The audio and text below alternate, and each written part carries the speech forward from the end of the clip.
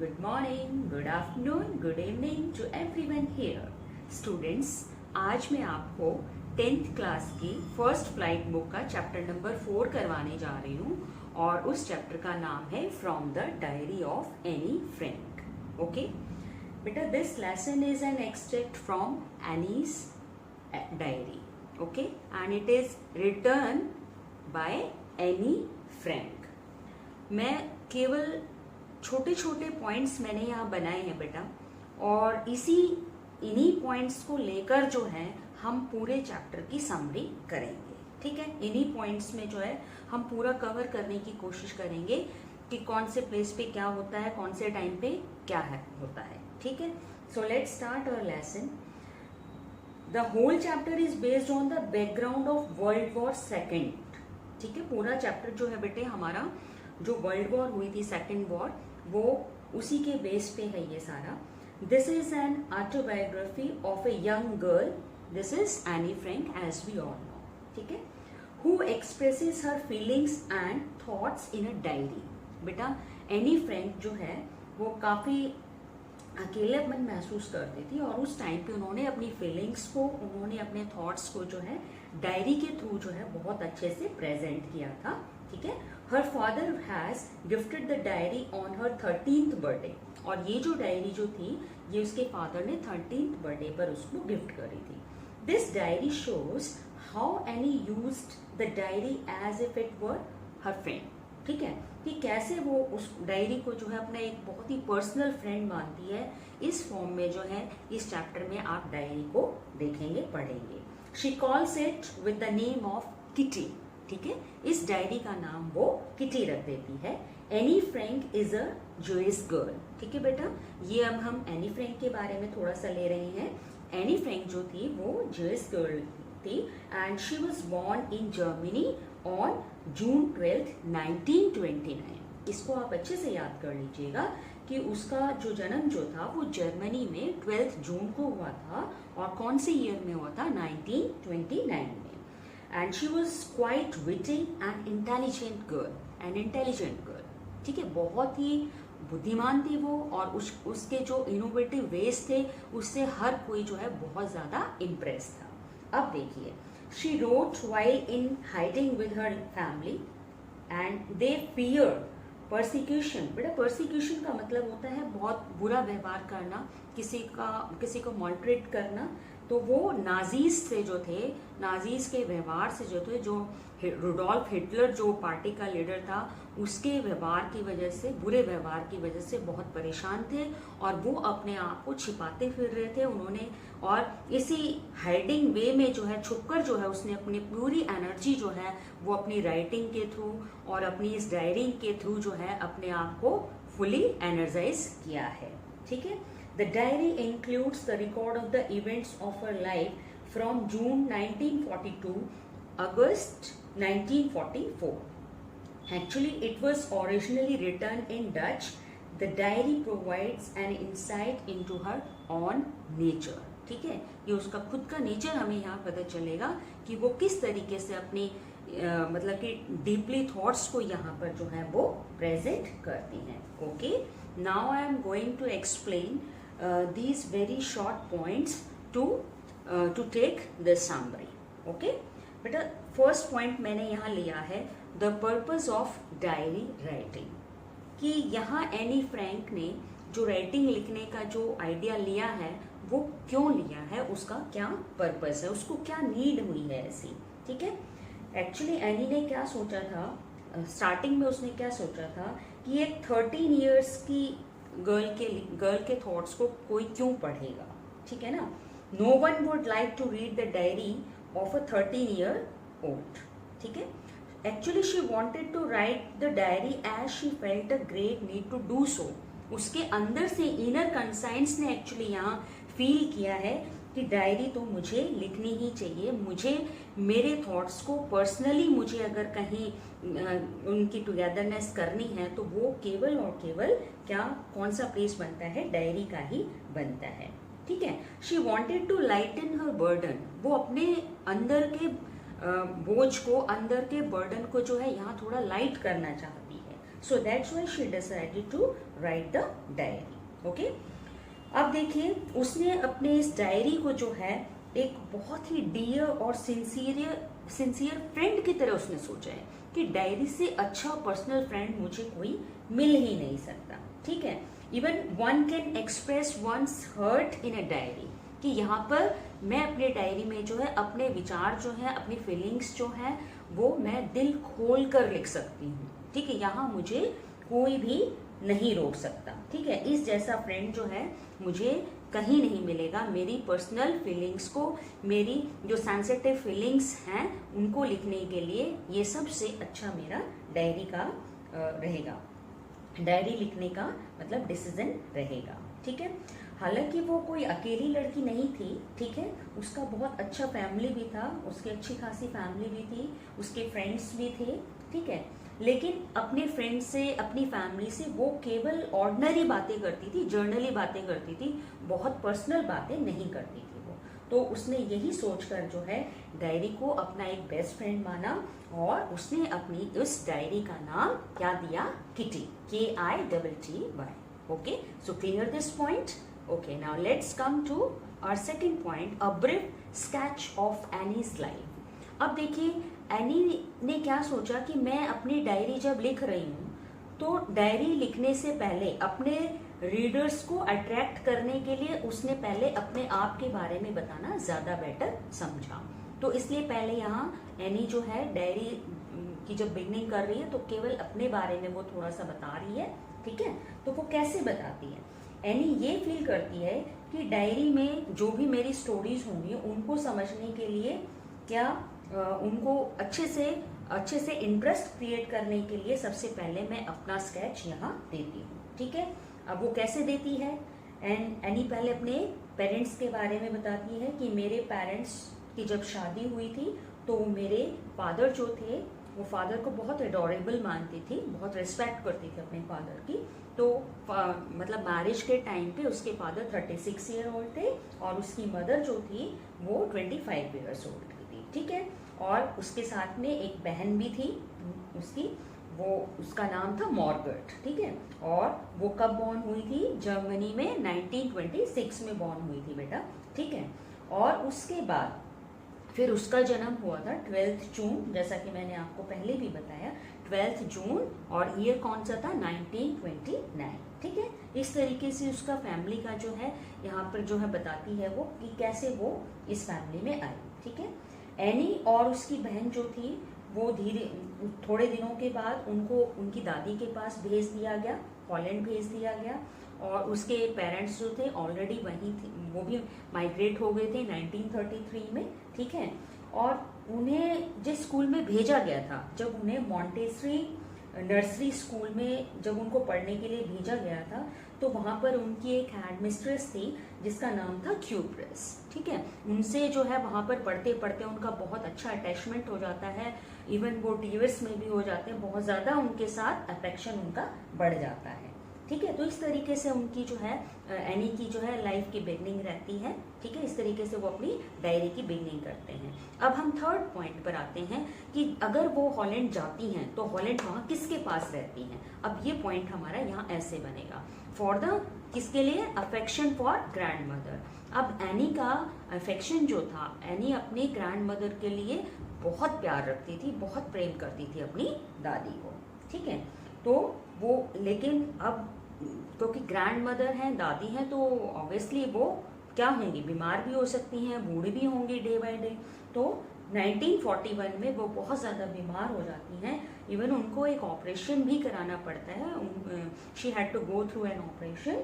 और उसके बाद 1942 में वो उनकी डेथ हो जाती है ग्रैंड मदर की। बहुत ज़्यादा दुख होता है।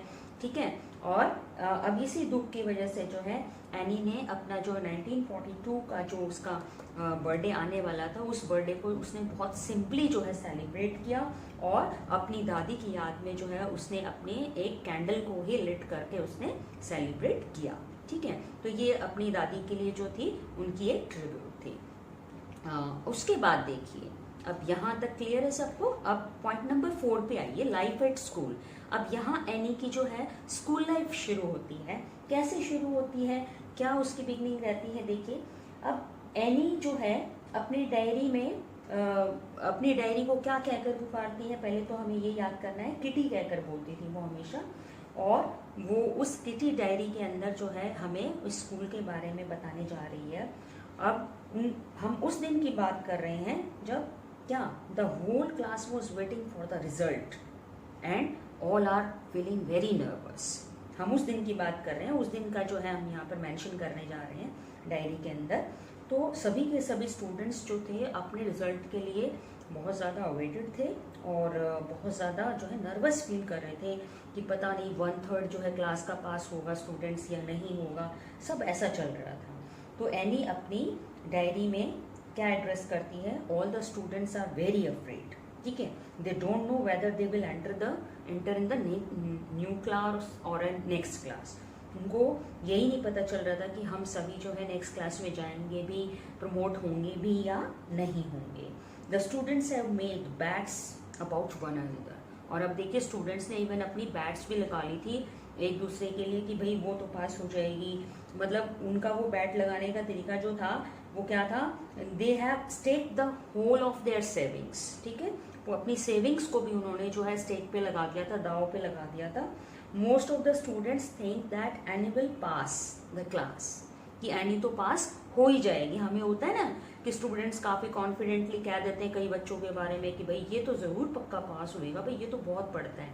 तो एनी के बारे में भी कुछ ऐसे ही थॉट्स बने हुए थे क्लास में, कुछ ऐसे ही प्रेडिक्शंस की जा रही थी कि एनी तो ज़रूर पास हो जाएगी। But any was not sure, लेकिन एनी को श्योर नहीं था because of the math subject. भाई मैथ्स के वजह से वो मैथ्स उसको अच्छा नहीं आता था, she was not good at maths, तो इसकी वजह से वो थोड़ा सा श्योर नहीं थी कि भाई मैं पास हो जाऊंगी या नहीं, ठीक है। और सारे के सारे स्टूडेंट्स जो हैं एक दूसरे को एनकरेज कर रहे थे कि नहीं नहीं तुम तो ज़रूर पास हो जाओगे। तो इस तरीके का माहौल जो है वो अपनी क्लास का जो है अपनी डायरी में वो मेंशन करती है। ओके, अब देखिए any in the form of chatter box. अब मैंने यहाँ चैटर बॉक्स क्यों लिखा है बेटा, चैटर बॉक्स एक्चुअली हम किसको कहेंगे, एक टॉकेटिव पर्सन के लिए हम ये यूज कर सकते हैं, ठीक है। तो एनी को जो है क्लास में एक चैटर बॉक्स माना जाता था। कौन मानता था सबसे ज्यादा, उसका एक टीचर था मैथ्स का बेटे, मिस्टर किसिंग, ठीक है। There were 9 teachers in her school, 9 teachers थे। तो उनमें से एक टीचर जो था वो उसको क्या बोलता था, चैटर बॉक्स की फीलिंग उसके लिए रखता था कि ये लड़की सबसे ज्यादा बात करती है, क्लास में बहुत टॉकेटिव गर्ल है। इवन वो उससे बहुत इरिटेट भी होते थे कि ये लड़की कभी चुप नहीं होती है क्लास में, ठीक है। तो अब ऐसा क्यों बोला गया है ये मैं अब आपको क्लियरली बताती हूँ। एनी कक्षा में सबसे ज्यादा बात करती थी, पहली बात तो मैं ये बताऊंगी। उसके बाद 9 टीचर्स उसकी क्लास लेते थे, कभी किसी को कोई प्रॉब्लम नहीं होती थी, बस एक मैथ्स के टीचर को छोड़कर, और वो कौन थे, मिस्टर किसिंग। मिस्टर किसिंग उनको मैथ्स पढ़ाते थे। और एनी के इस बिहेवियर की वजह से, टॉकेटिव होने की वजह से उससे जो है ऑलमोस्ट उसे एंग्री ही रहते थे, नाराज ही रहते थे। और उसे पनिशमेंट के फॉर्म में क्या देते थे, एक्स्ट्रा होमवर्क देते थे उसको। और एक बार तो उन्होंने एक्स्ट्रा होमवर्क की फॉर्म में कैसा ऐसे दे दिया उसको लिखने के लिए, चैटर बॉक्स, ठीक है, मतलब बकवादी जिसे कहना, ठीक है, उसको ऐसा जो है ऐसे उसको लिखने के लिए दे दिया अ चैटर बॉक्स। तो देखिए अब नेक्स्ट डे क्या होता है, वो क्या ऐसे प्रिपेयर करके लाती है या नहीं लाती है। लेट्स रीड इट कि एनी जो है अपना पूरा होमवर्क करके लाती है, चैटर बॉक्स जो है ऐसे प्रिपेयर करके लाती है। और जब वो ऐसे को लिखना शुरू करती है, ठीक है, तो उसने लिखा, क्या लिखा कि बातें करना जो है वो एक स्टूडेंट का नेचर होता है, एक ट्रेट होता है, ठीक है। और अब लेकिन फिर भी वो उसे पता है कि शी इज वेरी टॉकेटिव, ठीक है। अब उसने क्या सोचा है कि मैं क्लास में अब ज्यादा बातें नहीं करूंगी, अपने इस हैबिट को मैं कंट्रोल करूंगी, ठीक है।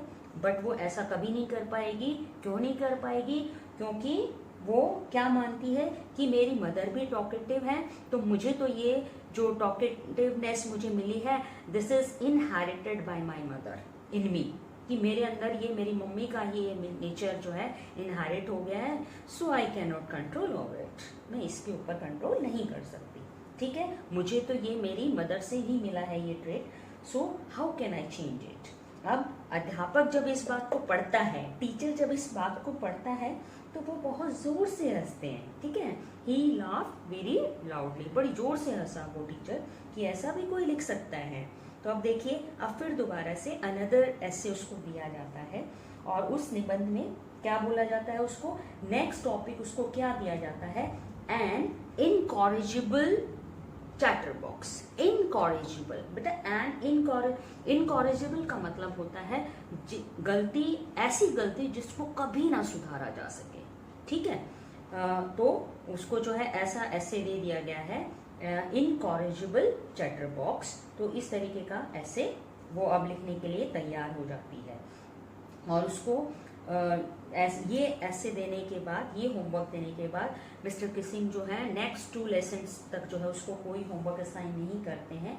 और फिर उसके बाद जब ये ऐसे भी वो लिख कर ले आती है, एंड इनकॉरिजिबल चैटर बॉक्स भी वो प्रिपेयर करके लाती है, because she was very hard working student, बहुत हार्ड वर्क करती थी, लेबोरियस थी वो, और अपने काम के लिए बड़ा लॉयल रहती थी वो, तो वो इसको भी पूरा कर लाती है। अब जब 2 चैप्टर्स क्लास में हो जाते हैं, उसके बाद फिर एनी को फिर से एक होमवर्क दिया जाता है, और दैट वाज आल्सो ऐसे, वो ऐसे ही था। वो क्या था, अब की बार टॉपिक क्या था, quack quack sad mistress chatter box. ये देखिए, अब उसको फिर से जो है एक टॉपिक दे दिया जाता है, चैटर बॉक्स से ही रिलेटेड दे दिया जाता है कि क्वैक क्वैक साउंड जो होती है वो क्या होती है, स्वैन की साउंड होती है क्वैक क्वैक। तो इस साउंड के ऊपर जो है उसको ऐसे लिखने के लिए दिया जाता है, और जब दिया जाता है तो पूरी क्लास जो है उसके ऊपर हंसती है कि सर ने इसको कैसा टॉपिक दिया है। बट एनी जो है वो हरासमेंट नहीं होती है, उसको वो डिप्रेस होने वाली बात नहीं लगती है। उसने इस चैलेंज को एक्सेप्ट किया है और अपने नए नए आइडियाज़ के साथ जो है ये अपना टॉपिक तैयार करने में लग जाती है। और साथ में इसकी एक फ्रेंड थी सैना, वो उसको she was very good at poetry, और उसको वो हेल्प करती है, वो उसको बहुत फेवर करती थी उसको। और उसने जो है पूरे तरीके से उसका टॉपिक जो था, ऐसे जो था एक सेटायर फॉर्म में, एक वर्स की फॉर्म में जो है, सेटायर तो था ही था लेकिन वर्स में उसको लिखवाया, ठीक है, नॉट इन एन ऐसे की फॉर्म में ना लिखवा के उसको एक पोएटिक फॉर्म में, एक वर्स में जो है उसको लिखने के लिए उसने तैयार कर दिया कि तुम अब की बार जो है इस ऐसे को क्या करोगे, पोएटिक फॉर्म में तुमने लिखना है, वर्स फॉर्म में, और सेटेरिकल लिखना है। सेटेरिकल का मतलब होता है बेटे व्यंग कसना किसी के ऊपर, मतलब कि टॉन्ट करना, ठीक है, मोकिंग करना किसी के ऊपर, कुछ इस तरीके से उस टॉपिक को तैयार करने में उसकी फ्रेंड जो है सैना ने उसको मदद करी। अब क्योंकि mister Keesing was playing a joke on her, mister Keesing जो थे हर बार उसके ऊपर जोक ही प्ले कर रहे थे, बट एनी जो थी अब की बार श्योर थी कि अब की बार मैं जोक तो उनका ही बना कर रहूँगी, ठीक है। तो इस तरीके से by the help of her friend वो क्या कर देती है, एनी रोट द ऐसे in the form of a very long poem के फॉर्म में जो है वो पूरा ऐसे तैयार कर देती है, ठीक है। तो अब यहाँ पर वो ऐसे कैसे लिखती है, मतलब वो पोएम कैसे प्रिपेयर करती है, तो यहाँ इस पॉइंट में आपको क्लियर हो जाएगा, no extra homework to Anne, ठीक है। अब एनी को आगे से कोई काम नहीं दिया गया, कोई एक्स्ट्रा होमवर्क नहीं दिया गया। वो जो रिचुअल बनी हुई थी उसका जोक बनाने के लिए, उस क्लास में उसका मतलब कि मोक करने के लिए, तो वो सब चीज़ें ख़त्म कैसे होती हैं। Let's take this point, no extra work to any.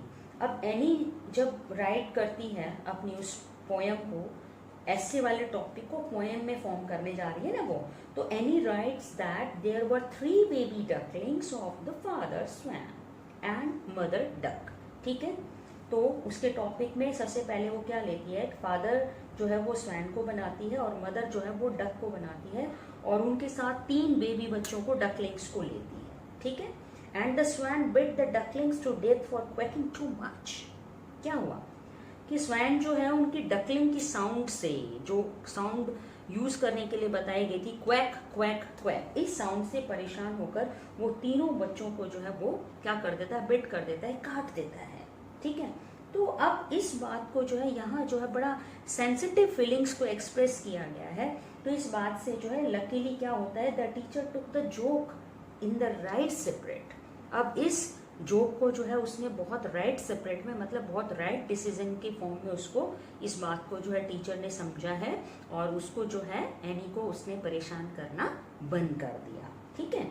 और he no longer gave extra work to her, और अब से जो है एनी को जो है परमिशन दे दी गई कि वो क्लास में बोल सकती है, ऐसी कोई बात नहीं है। और एनी के साथ जो है मिस्टर किसिंग ने अच्छा बिहेव करना शुरू कर दिया, ठीक है। और अब से जो है कोई भी क्लास में ऐसा नहीं कुछ होगा, ठीक है बेटा। तो यहाँ जो है मैं बताना चाहूँगी बिल्कुल थोड़ा से उसमें क्या बताना चाहूँगी कि इसका पूरा जो कंक्लूजन जो है वो मैं आपको क्लियर करना चाहूँगी। In this way, this story can be concluded that a young student needs to talk and feel joyous in order to stay mentally fit। कि कोई भी जब स्ट्रेस में होता है तो मेंटली फिट रहने के लिए बच्चा अपना कोई ना कोई ऑप्शन ज़रूर ढूंढता है। तो एनी फ्रैंक ने जो है यहाँ डायरी को लिखने का जो है बहुत अच्छा उसने एक ऑप्शन ढूंढा है अपने आप को मेंटली फिट करने के लिए। Okay, good bye everyone.